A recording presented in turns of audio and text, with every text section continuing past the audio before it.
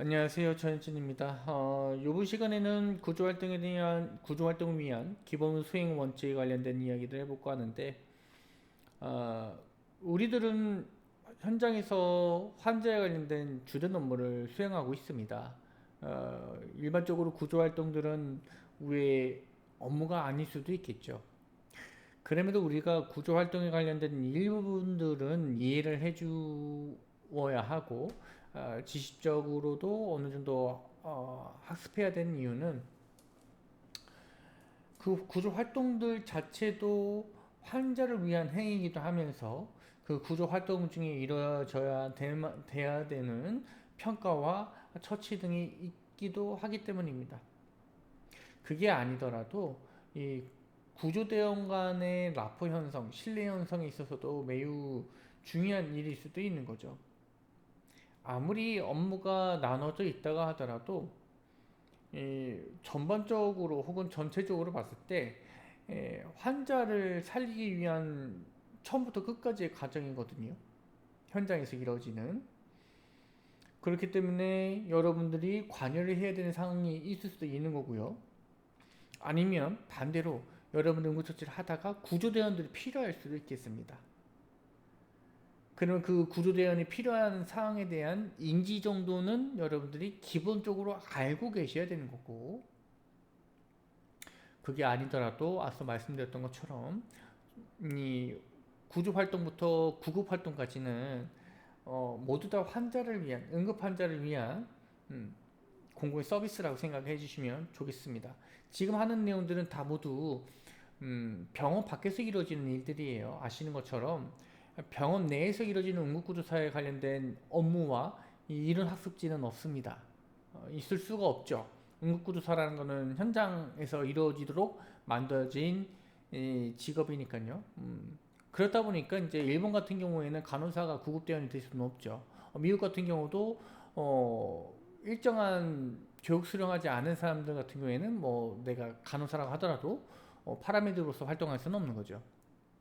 우리나라는 이제 어, 태생적으로 응급구조사가 발생한 그런 사회적인 상황으로 인해서 서로의 영역을 서로 침범하고 있는 것 같습니다. 저희는 이제 병원 내에서 활동할 수 있는 이런 능력을 가지고 있는 것 같고, 간호사는 또 현장에서 활동할 수 있는 이런 능력, 그런 상황이 된 것 같은데, 물론 이게 지금 큰 문제 없이 넘어가고 있기는 하지만 이제 엄밀히 따지게 되면 배우고 있는 학문이 다르기 때문에 제가 봤을 때는 분리되는 것이 좋다고 보긴 하지만, 뭐 어느 순간부터 이게 자연스러운 일이 돼버렸기 때문에 다시 되돌리기에는 어려울 것 같고, 이 어쩔 수 없이 구급대원들을 위한 별도의 법을 만들어야 되는 상황인 거고, 구급대원들을 위한 별도의 훈련을 만들어야 되는 그런 피치 못한 사정들이 있는 것 같습니다. 다시 책으로 돌아오셔서 어, 어쨌든 간에 이 구조활동은 전반적인 이 응급의료 체계에 있어서도 일부분으로 포함될 수도 있습니다. 오늘 응급의료 체계라고 해서 구급과 병원 전 활동과 병원 내 활동을 나눠주고 있고, 거기 때 대부분 환자 중심이긴 하지만 구조대 같은 경우도 현장에서 어차피 환자를 구출할 수 없다면 어차피 다음 단계인 병원 전에 우리가 해야 되는 구급 단계로 넘어갈 수 없기 때문에 어떻게 보면 일부분 응급의료 체계다라고 볼 수도 있는 거겠죠. 체계 내용을 보시게 되면 뭐 생명보존, 구출, 통증 감소 뭐 이런 것들도 설명을 해주고 있는데, 가장 중요한 건 이거죠. 어, 환자의 생명을 보존하기 위한 위험 요인을 제거하고요. 뭐 이런 것들 하는 기본적인 처치들도 이루어져야 된다. 구조 활동 중간에 이루어져야 될 수도 있겠다. 무조건 이루어져야 되는 건 아니고요. 상황에 따라서는 이제 뭐 불가능할 수도 있겠죠. 그리고 그 아래쪽에서는 구출하는 것이 선행될 수도 있다라는 이야기도 설명을 해주고 있는 부분들. 그렇기 때문에 우리는 항상 이 구조대원과 협조해서 구출을 시행해야 된다라고 보시면 되겠습니다. 구조 구출, 색출 색출 구조 뭐 이런 식으로 우리가 옛날에는 이제 재난지에서 많이 얘기를 했었는데 구조 구출 관련된 부분들을 협조를 해줘야 된다라는 이야기. 여러분들은 구조대원과 함께 한 팀이 되어서 현장에 들어갈 수도 있는 거기 때문에 기본적인 원칙과 수칙은 알고 계셔야 되겠다라고 보시면 되는 거고, 그래서 여기 써져 있습니다. 뭐 단독 행동 안 되고 구조대원 같이 가야 되고, 뭐 구조 현장에서는 여러분들 그 팀원들 간의 협력이 중요하고 뭐 이런 식으로 설명해주고 있습니다. 그러니까 현장에 들어가게 되면 여러 구급대원들만 있는 것이 아니고요. 뭐 구급대원들 몇 명, 구조대원들 몇 명, 뭐 이런 식으로 팀을 이루어서 현장에 들어가겠죠. 자, 그 다음에 이제 현장평가 관련된 부분들인데, 현장평가는 당연하게도 이제 환자평가하고 약간은 유사한 점이 있긴 한데, 좀 다른 몇 가지 부분들이 있어요. 위험 신속하게 파악하고 무주적 해결하고 구조 방법을 결정해야 된다라는 이야기들도 이제 더 비슷한데, 이 상황에서 필요한 것들이 무엇인지에 대해서 여러분들은 전문가가 아니기 때문에 구조대원과 상의를 해야 됩니다. 그리고 위험 요인들도 여러분들보다 구조대원들이 훨씬 더 빠르게 파악할 수도 있습니다.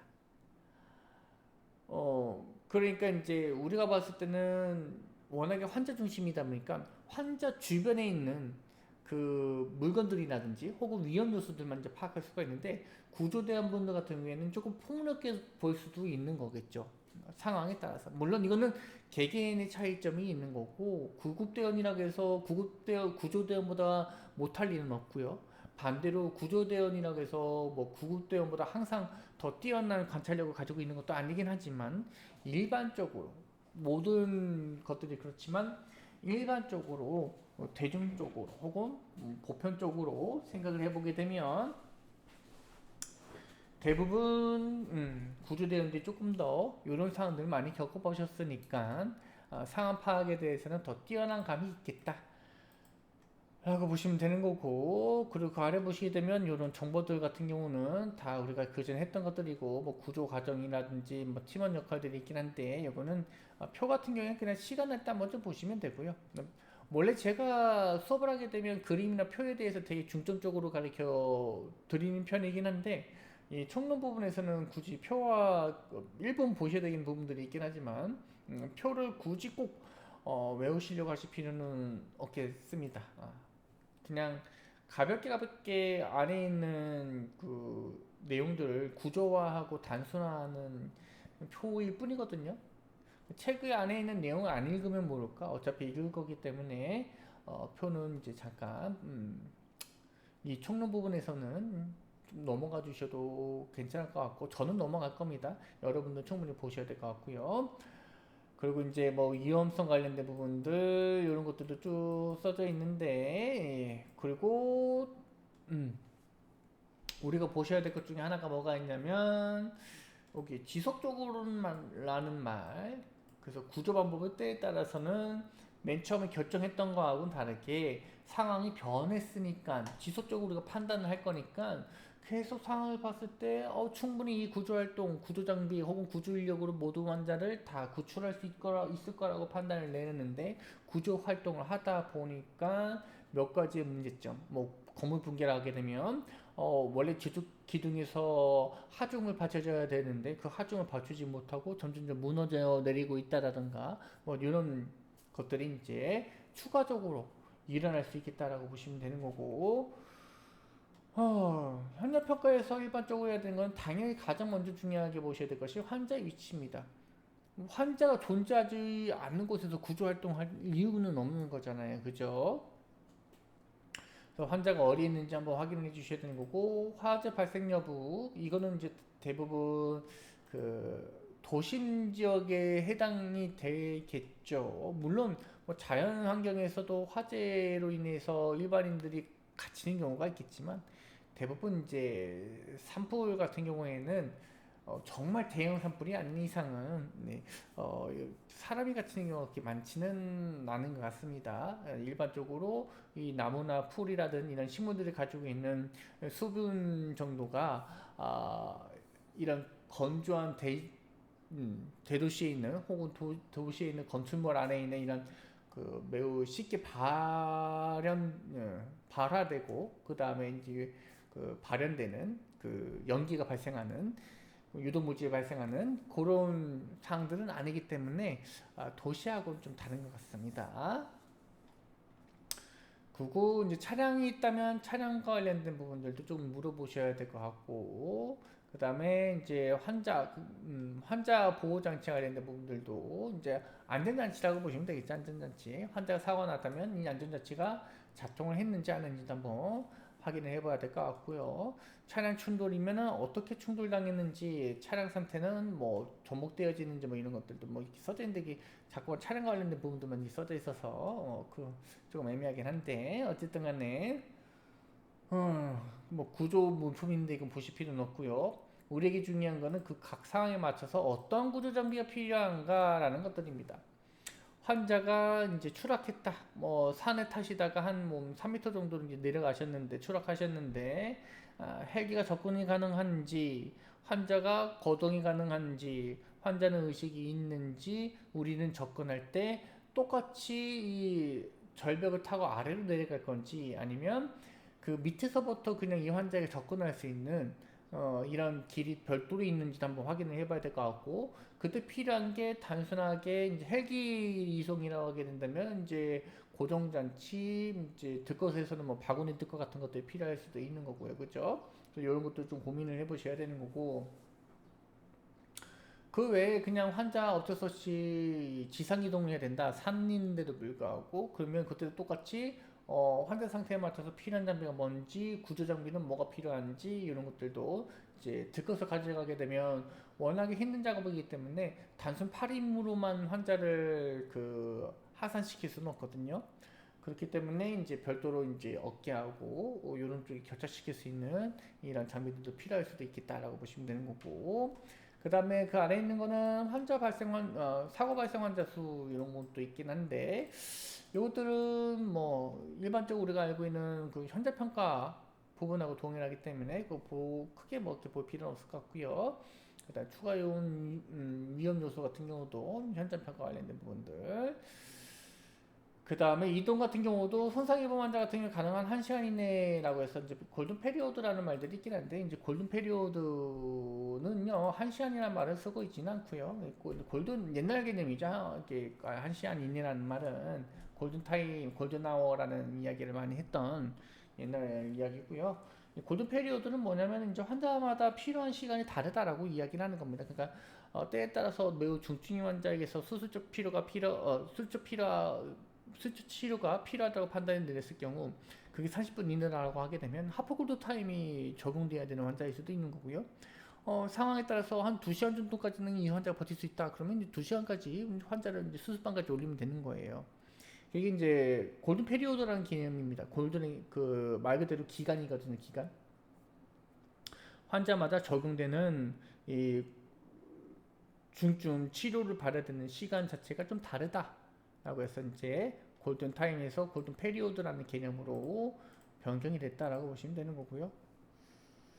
그 다음에 응급구조사와 환자의 안전 보시게 되면요, 그 아래쪽에 이제 그 구조활동 관련돼서 결정이 내려지게 되면 어떤 장비 가지고 어떤 인력이 어떻게 접근해서 어떻게 구조활동을 시행하겠다라는 이야기, 그 구조활동을 할 때 그것들은 구급대원들은 어떤 처치를 제공할 것인지에 대해서 이제 결정을 내려야 되겠죠, 그죠? 그 아래쪽에서는 이제 뭐 안전과 관련된 내용들, 항상 안전과 관련된 내용들 이제 나오고 있죠, 그죠? 그리고 여기 보호할 수 있는 거, 안전 관련된 내용들, 이것도 단순히 이제 뭐 본인을 보호할 수 있는 곳으로 해야 된다라는 이야기, 위험한 환경이니까 조심해라, 막 이런 이야기들 다시 한번 해주고 있는 거고요. 자, 그래서 각각의 이제 안전 부분들을 다시 한번 이제 언급을 할 건데요. 너무나 이제 지겨울 정도로 안전에 대해서 이야기를 하다 보니까 여러분들도 이제 흥미가 떨어질 수도 있는데요. 그만큼 중요하다라고 보시면 되겠습니다. 그래서 준비를 하고 환자에게 접종을 해라. 이제 복장 같은 경우에는 상황에 맞게 착용을 해주셔야 되겠다. 뭐 화재 현장에는 방화복을 입으면 되는 거고, 그죠? 방사능 유출 같은 경우에는 차폐가 가능한 이제 방호복을 입으면 되는 거겠죠, 그죠? 그리고 뭐 모자 같은 것들 이제 얼굴도 보호해줄 수 있고 머리도 보호해줄 수 있는 이런 것들도 해주셔야 될 것 같고, 만약에 이제 그 날카로운 물질들이 많은 것 같은 경우에는 매우 재질이 단단한 질긴 재질의 그 특수장화 같은 것들, 그래야지 이제 뭐 신발이 뚫리지 않겠죠. 그런 것들 좀 써라. 그리고 이제 장갑 같은 경우도 뚫리지 않는 장갑으로 써라. 뭐 이런 이야기들 해주고 있는 거고, 뭐 빛방사 같은 경우에는 그 전에도 얘기를 했으니까. 그 외에도 이제 보시게 되면 이제 인공호흡기라든지 개인 로프라든지 도끼라든지 랜턴 등 이런 것들도 이제 여기에 중요한 장비로서 챙겨야 되겠다라는 이야기입니다. 그 다음에 있는 것이 환자의 안전이죠. 환자 같은 경우에는 추가 손상이 있지 않는 것이 중요하다. 그러니까 구조 활동을 함에 있어서 환자가 손상이 있게 되거나 혹은 이동을 할 때 환자가 손상을 입게 된다면 다 누구의 책임이냐면 여러분과 구조대원들의 책임이라고 보시면 돼요. 전문적이지 못한 지식으로 전문적이지 못한 술기를 했다라고 보시면 되는 거겠죠. 물론 정말 상황이 급박하거나 혹은 구조 활동이 매우 어려운 환경이기 때문에 지도 의사가 일부분 손상이 우려가 되는 부분들이 없지 않아 있지만 구출부터 하세요라고 하는 그런 상황일 경우에는 할 수는 있겠다. 근데 우리는 지금 이론을 배우는 거니까 이론 쪽만 조금만 보시게 되면, 이론에서는 절대 그렇게 하지 말라. 여러분들 2차 손상을 가하는 것은 안 된다. 라는 식으로 배워놓고는 있어야 되겠다. 현실적으로는 조금 불가능한 상황도 있겠지만요. 그리고 뭐 그 아래 보시게 되면 이런 상황에 맞춰서 여러분들이 이제 구조 활동할 때 이체 손상이 발생할 수 있다라는 이야기, 그리고 이런 이제 파편 등에 의해서 다칠 수 있기 때문에 미리 환자에게 담요 등을 깔아가지고 다치지 않도록 도와달라 뭐 이런 이야기들도 해주고 있고요. 그 다음에 그 아래쪽에 있는 내용도 이제 보시게 되면 진동이나 열, 손으로부터 보호할 수 있는 장치들을 이용해서 환자를 보호해야 된다라는 말들도 설명해주고 있는데, 요거 부분에 대해서는 이제 아마 뒤쪽에서 별도로 하나하나씩 이야기를 해줄 가능성이 높고요. 특히 이제 고각 구출, 그러니까 아까 전에 말씀드렸던 이제 낙상으로 인해서 절벽 밑으로 떨어진 이 시쪽 환자 같은 경우에는 환자를 이렇게 위로 다시 끌어올려야 되는 상황일 경우에는 올리다 보면 이제 절벽에서 짜잘짜잘한 돌멩이 같은 것들이 떨어질 수도 있겠죠. 그것들이 이제 환자에게 손상으로 이어질 수 있기 때문에 이제 보호할 수 있는 여러 가지 장비들을 좀 고민을 해봐라. 담요를 덮을 수도 있는 거고요. 아니면은 이제 들것 위에 들것을 또 올려놓으셔도 되는 거고요. 그런 내용들이 여기 안에 포함되었다라고 보시면 될 것 같고요. 그 다음에 현장 안전 관련된 부분들이 써져 있는데 가장 중요한 내용들이고 가장 먼저 해야 될 내용들 중 하나인 거죠. 그죠? 그래서 현장에 안전될 수 있도록 위험 요소들을 제거하라라는 이야기가 설명해 주고 있습니다. 가장 중요한 내용이죠. 만약에 위험 요소를 제거할 수 없는 상황이라고 하게 된다면 그 현장으로부터 벗어나는 것이 더더욱 중요할 수도 있습니다. 여기서는 안 써져 있지만 제거하면 좋겠지만 제거가 안 될 수도 있는 거잖아요. 그죠? 위험 요소 자체가. 최대한 멀리 가라. 최대한 안전한 곳으로 멀리 퍼져라라는 이야기도 해줘야 되고, 이런 독성물질 같은 건데 독성물질이 들어있는 차량의 사고일 경우에는 몇 미터 이상 피해라 뭐 이런 이야기들도 뒤쪽에서 한 번 더 이야기를 할 거고요. 그 다음에 차량 관련된 내용들을 보시게 되면 이렇게 완벽하게 차량이 이동하지 않을 수 있도록 고정해 놓고 시동을 꺼셔라 뭐 이런 이야기들 있습니다. 그리고 뭐 위험요소 그 차량이니까 여기서는 앞쪽에서 사고가 발생하고 위험요소가 있다는 것을 이렇게 표시를 해라라는 말이 써져 있긴 한데 그냥 한번 좀 보시면 되고요. 그 다음에 그 아래 보시게 되면 이제 망원경과 관련된 부분들이 있는데, 일반적으로 현장에 도착했을 때 현장이 매우 위험하면 구급차에서 안 내리는 것이 맞습니다. 내리지 않고 사고 현장을 멀리서 관찰할 수 있는 방법들을 강구해 주시면 되겠다. 그게 당연하게도 망원경이 될 것 같고요. 지대가 조금 높은 곳에서 보시는 것이 현장을 파악하는 데 있어서 조금 더 도움이 좀 더 도움이 되겠죠. 유리하겠죠. 그리고 환자에게 접근하는 방법 같은 경우에는 상황에 따라 좀 달라지게 된다라는 말 이야기를 해주고 있는 거고요. 어느 곳에서는 이제 앞서 얘기했던 것처럼 고각으로 아래에서 내려가는, 위에서 아래로 내려가는 이런 접근 방법이 필요할 수도 있는 거고요. 아니면 저각 접근 같은 것들도 경사진, 비탈진 곳에서 내려가야 되는 그런 상황들도 있을 것 같고요. 그래서 이 접근하는 방법은 상황에 따라서 좀 달라지는 거고, 요 상황들은 음, 구조 활동을 하고 계신 분들에게 직접적으로 이제 설명을 드리는 것이 훨씬 더 좋을 것 같기는 합니다만, 우선 여기 있는 것처럼 그냥 가볍게 우선은 어떻게 접근해야 되는지 고민만 한 번쯤 해보시면 될 것 같고요. 현장에서의 응급처치와 구출 관련된 부분들이 있는데, 우리가 알고 있는 그냥 기본적인 순서대로 평가 처치해 주시면 됩니다. 다를 건 없습니다. 구조 현장에 들어갔다고 하더라도 여러분들이 이제 해야 되는 것들이 달라지진 않는데, 상황에 따라서 환자가 구조 활동 중에 더더욱 악화되는 질환들이나 외상을 입었다고 판단이 되시면 별도의 처치를, 구조 활동이 진행되는 동안에는 여러분들이 환자에 대한 처치를 조금 더 진행하는 것이 맞겠다. 그러니까 구조 활동 별도, 구급 활동 별도, 상황에 맞춰서 둘이 협동할 수도 있고 또 다시 각자 일을 할 수도 있고, 이렇게 유연하게 업무가 겹쳤다가 단독으로 했다가 중복됐다가 이렇게 되겠다라고 보시면 될 것 같고요. 그리고 그 아래 보시게 되면 이동 응급 처치해야 되는 부분은 결정하는 부분들, 혹은 현장에서 응급 처치하는 부분들은 조금 여러분들이 생각해 주시면 되는 것 같고요. 그리고 그 아래 뭐 추가적인 장비들이 상황에 따라 좀 더 필요할 수가 있기 때문에, 앞서 얘기했던 것처럼 우리 현장을 계속 지속적으로 관찰한다라고 말씀드렸잖아요. 그래서 맨 처음 내가 예상했던 구조 환경보다 조금 더 열악하거나 조금 더 악화된 상황이라고 하게 된다면 인력이나 장비가 추가로 필요할 수 있게 되는 거고, 그를 위해서는 이제 또 지원 요청을 해야 되는 건데, 이때 지원 요청은 우리가 상황실로 추가 요청하는 것은 대부분 아닐 거고요. 무전기를 통해서 현장에 있는 인력들 중에 추가로 몇몇 분들을 부르셔서 바로 이제 구조활동에 바로 그 지원이 될 수 있는 이런 상황이 될 겁니다. 아마도. 그 다음 환자 이송 준비 관련된 부분들이 이제 이쪽에 설명을 해주고 있는데요.